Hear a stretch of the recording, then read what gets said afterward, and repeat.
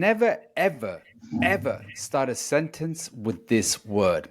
It's all too common used by nice guys, and it makes you look weak, you lose respect, and it's very uncharismatic. Welcome to the Nice Guy Show. I'm your host, Faisal Khokhar, and I'm joined by Ari and Chuck. And we are men's coaches helping you level up your game in love, sex, and life. Now, too many men use this word, especially when they have low self-esteem, low self-worth, and they think they're a nuisance to the world. And they start every sentence or most sentences with the word sorry. How many times have you heard this? Sorry, can I sit here? Sorry, can I ask you where Big Ben is? Sorry, can I just borrow this? Sorry, am I in your way? Sorry, do you mind if I sleep with your wife? Okay, it doesn't go as far as that. But what is it with these guys starting off with the word sorry? Now, in my men's group, I call the guys out anybody who starts with the word sorry. And it's just to get them off this bad habit. Ari, why are nice guys so conditioned to be so fucking apologetic? Excuse me, am I allowed to say that? You know, I'm really glad that you picked this one. I almost did over apologizers as my topic for today. And then I would have had to apologize for that. That would have been quite a meta apology. Sorry, what was the question? Yeah, I have fallen into the over apologizer category in the past. Another psychologist that I worked with, that I apprenticed under, I noticed that she would apologize all the time to clients just for things that they did, or just for their upset or their inconvenience. And so then I started to adopt it as just sort of like a strategy.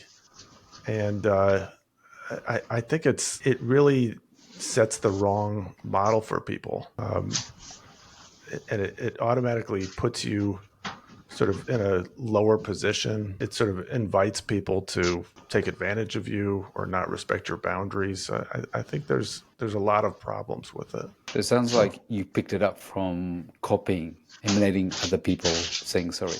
Because I know the British are ever so apologetic. It's like, sorry, it's raining. It's like, why are we constantly apologizing? Chuck. Yeah, well, I think part of it's incompetence. Nice guys aren't very confident. So there's this need to apologize for who they are. I mean, it's the underlying belief, nice guy 101 is, nice guys believe that at a core level, they're not lovable and acceptable just the way that they are. So if you don't believe you're lovable and acceptable, you have to apologize for that. And I think it just kind of gets built into, one, it's a habit of just saying sorry, every other word kind of thing, like you were playing around with there. But also I think it speaks to the underlying core belief that I'm unlovable and unacceptable just the way that I am. And I think till nice guys start becoming more integrated and becoming integrated men and start to accept themselves and love themselves for who they are, they're always going to feel a need to apologize for every little thing that they do. So that is that's my take on it anyway. So have you guys ever been over apologetic in relationships when you thought, you know what, afterwards you realize that you're apologizing way too much, but actually it's not your fault. It's time for her to take some ownership or accountability, but you were compelled to apologize. Any have done that? Yeah, absolutely. Sorry, do you want to go first, Ari? No sorries on this podcast. Too late. Yeah, in my marriage, I just apologized for everything. I just assumed if she was upset that meant that I had done something wrong. So I think that's a very common nice guy mistake. If the woman is upset with you, or just upset that you're responsible for her upset and you're responsible for her getting out of that upset. So I think that's one of the key things that we have to stop doing, is just taking responsibility for the other person's feelings. Saying sorry constantly. Yeah, I can see, a lot of men are just by default, there's the default setting is like, I gotta apologize, I'm sorry, because I don't want her to be mad at me, upset with me. I just want that tension just to go away. What about you, Chuck? Have you ever been over apologetic in relationships? Yeah, certainly. There's been many times, and started out when I was, a wee boy, uh, you know, making mom upset and feeling like I had to, make her unupset, taking responsibility for her feelings and emotions. And, whenever you are apologizing and over apologizing, generally what happens is it's not because you're sorry, it's because you don't want her to be upset at you anymore. And I think that that's kind of a distinction here, is that there's a difference between being apologetic and being sorry. Apologetic is, I did something that I need to make an amends for, where sorry is just this, it's an appeasement to try to make her stop being upset with you. So you might as well just, instead of saying sorry, just say, stop being angry with me, stop yelling at me, kind of thing. I mean, if you're really going to be honest, it's basically what we're saying when we say we're sorry. Yeah. And it's also Stop a being way upset. of, yeah, it's also a way of that, if I start a sentence with the word sorry, that it kind of calms down the reaction that I might have, or any kind of pushback from that. So if I'm apologetic, I'm already in a submissive stance that, if I make a request and you don't like it, but because I've already apologized, it's a way of like soothing ourselves or calming the situation down. And I see this to be incredibly unattractive, especially when guys, they're with their partner and they're constantly apologizing. I remember I was working with this guy, and he profusely apologized, just a compulsive apologetic guy, and he just kept saying sorry every other sentence. And I said, we can't carry on communicating if you're going to keep apologizing. And he said, sorry, I'm really sorry for that. I'm like, there you go again. Right? So it was a lot of the work that we had to do, because he had this narrative, just like typical nice guys. I have to be good, amazing, kind. The world has to be just lovely. It has to be all wrapped up in bubble. And he couldn't fathom the fact that there was aspect of dark side to himself and other people.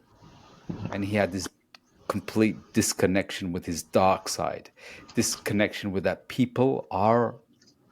everybody has a capacity, and there's an evil side to everybody. He just couldn't integrate that.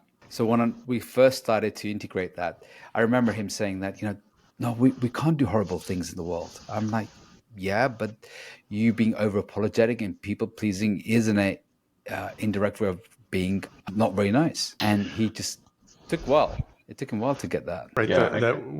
Withholding yourself, withholding your feelings, withholding your truth is hurtful. So I think that is a breakthrough for a lot of nice guys. What were you going to say, Chuck? I was going to say that there's appropriate times to use sorry.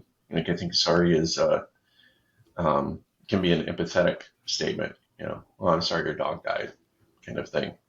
That doesn't mean I did anything wrong. It just means I'm being empathetic.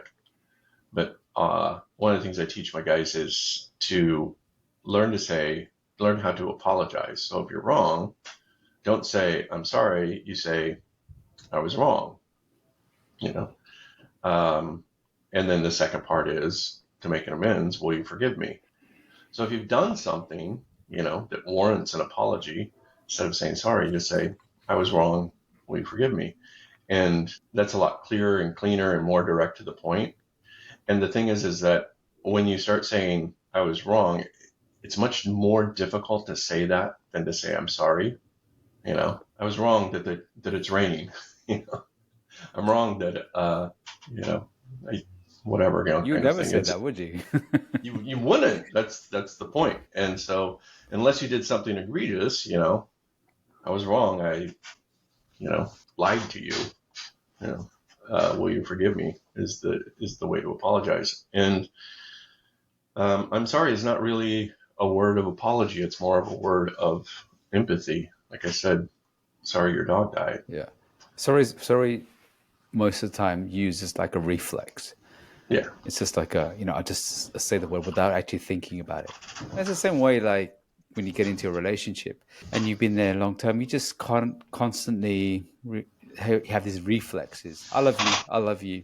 And it just becomes so frequent that it loses its value as well. So, guys, thank you so much for listening to the Nice Guy Show podcast. And again, be very mindful of the words spoken, because there are some words that will lift you, make you look more sophisticated, high value, but there are some words, bad habits, that will take away that.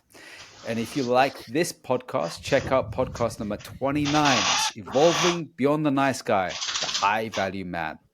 And again, if you're watching this on YouTube, please remember to like and subscribe, and also comment. Please do send a comment, because we do read them as well. And if you're listening on your favorite podcast, again, make sure you subscribe there as well. Go to theniceguyshow.com and join our mailing list. And with that, I hope you see you again. You've been listening to The Nice Guy Show with certified Nice Guy recovery coaches Ari Graff, Chuck Chapman, and Faisal Khokhar. Be sure to subscribe to this channel so you can listen to our latest episodes, and visit us on www.theniceguyShow.com.